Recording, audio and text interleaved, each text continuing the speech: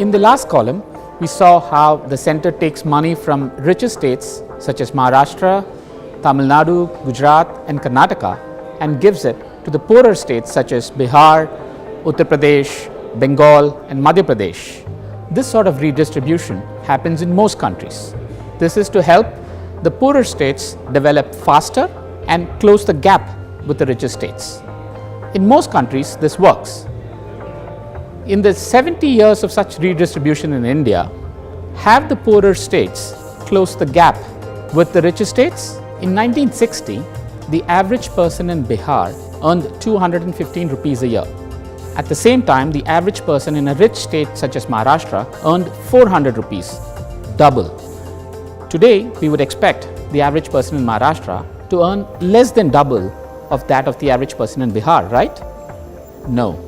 The average person in Maharashtra today earns 4 times more than the average person in Bihar.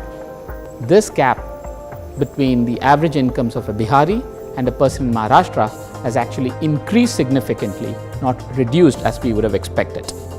Over the last 50 years, the average person in the richer states has earned 1.5 times more than the average person in Bihar or the poorer states, which has now gone up to 3 times.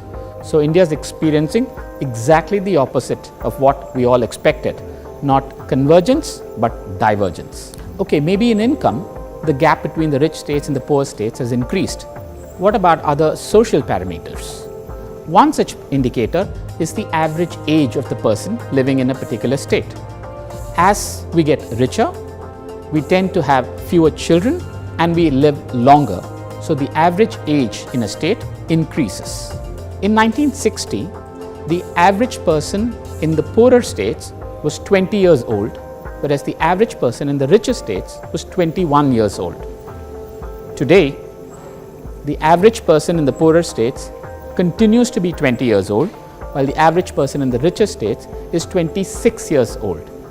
In fact, the average Bihari today is just 19 years old, whereas the average Tamilian is 30 years old. So when people say India is a young country, it really depends on which India they're talking about. Similarly, in literacy rate, 80% of people in the poorer states were illiterate in 1960, whereas 70% of the people in the richer states were illiterate. Today, only 20% of people in the richer states are illiterate, but 35% of people in the poorer states are still illiterate. So even in education and literacy, the gap between the richer states and the poorer states has not closed. So, contrary to expectations, in almost all parameters, economic or social, the gap between the rich states and the poor states have only increased over the last 50 years. The few rich states continue to provide bulk of the resources for the development of the poorer states, but does not seem to be working. At some point, these richer states are going to question the need for providing such resources to the poorer states as their own needs for resources increase when their population ages. Shouldn't the governments of the poor states be held more accountable